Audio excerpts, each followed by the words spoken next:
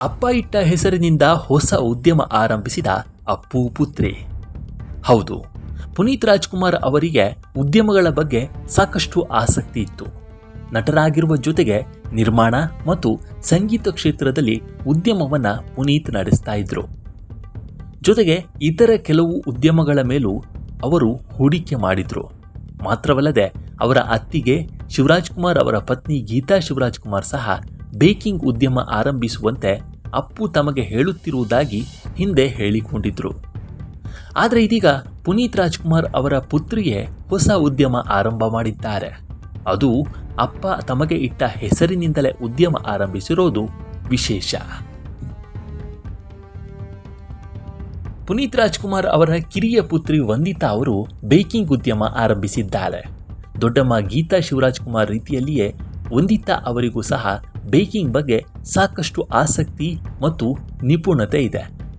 ಹಾಗಾಗಿ ಇದೀಗ ಅವರೇ ಖುದ್ದು ಬೇಕಿಂಗ್ ಉದ್ಯಮಕ್ಕೆ ಕಾಲಿಟ್ಟಿದ್ದು ಸಣ್ಣದಾಗಿ ಬಿಸ್ನೆಸ್ ಶುರು ಮಾಡಿದ್ದಾರೆ. ಅದಕ್ಕೆ ನುಕಾಜ್ ಕೆಫೆ ಅಂತ ಹೆಸರಿಟ್ಟಿದ್ದಾರೆ. ಅಂದಹಾಗೆ ನುಕಾ ಅನ್ನೋದು ವಂದಿತಾರನ್ನ ಅಪ್ಪು ಅವರು ಪ್ರೀತಿಯಿಂದ ಕರೆಯುತ್ತಿದ್ದ ಹೆಸರು. ಕೇಕ್, ಬಿಸ್ಕಿಟ್ಗಳು ಸೇರಿದಂತೆ ಇನ್ನೂ ಹಲವು ಬೇಕ್ಡ್ ಐಟಂಗಳನ್ನು ವಂದಿತಾ ಮಾರಾಟ ಮಾಡ್ತಿದ್ದಾರೆ. ಆನ್ಲೈನ್ ಮೂಲಕ ಆರ್ಡರ್ ಮಾಡಿ ಖಾದ್ಯಗಳನ್ನು ಖರೀದಿ ಮಾಡಬಹುದಾಗಿದೆ. ಕೆಫೆಗಾಗಿ ವಿಶೇಷ ವೆಬ್ಸೈಟನ್ನು ಸಹ ವಂದಿತಾ ಮಾಡಿಸಿದ್ದಾರೆ. ಖುದ್ದು ಅವರೇ ಮನೆಯಲ್ಲಿ ಖಾದ್ಯ ತಯಾರಿಸಿ ಅದನ್ನು ಆನ್ಲೈನ್ನಲ್ಲಿ ಮಾರಾಟ ಮಾಡ್ತಾರೆ ವಂದಿತಾ. ತಾವು ಒಬ್ಬರೇ ಈ ಖಾದ್ಯಗಳನ್ನು ತಯಾರಿಸುವ ಕಾರಣ ಕೆಲವೊಮ್ಮೆ ಆರ್ಡರ್ ಹೆಚ್ಚಾದಾಗ ಡೆಲಿವರಿ ತಡ ಆಗಬಹುದು ಅಂತ ತಮ್ಮ ವೆಬ್ಸೈಟ್ನಲ್ಲಿ ಅವರು ಮೊದಲೇ ಹೇಳಿಬಿಟ್ಟಿದ್ದಾರೆ. ವಂದಿತಾ ಅವರು ತಮ್ಮ ಪ್ರೀತಿ ಪಾತ್ರರಿಗೆ, ಆಪ್ತರಿಗಾಗಿ ಕೇಕು, ಇನ್ನಿತರ ಖಾದ್ಯಗಳನ್ನು ತಯಾರಿಸ್ತಾ ಇದ್ರಂತೆ. ಇತ್ತೀಚೆಗಷ್ಟೇ ತಮ್ಮ ಸಹೋದರ ವಿನಯ್ ರಾಜ್ಕುಮಾರ್ ಅವರ ಗ್ರಾಮಾಯಣ ಸಿನಿಮಾದ ಬಿಡುಗಡೆ ಸಂದರ್ಭದಲ್ಲಿ ವಂದಿತಾ ಅವರು ಅಣ್ಣನಿಗಾಗಿ ವಿಶೇಷ ಕೇಕನ್ನು ತಯಾರಿಸಿದ್ರು.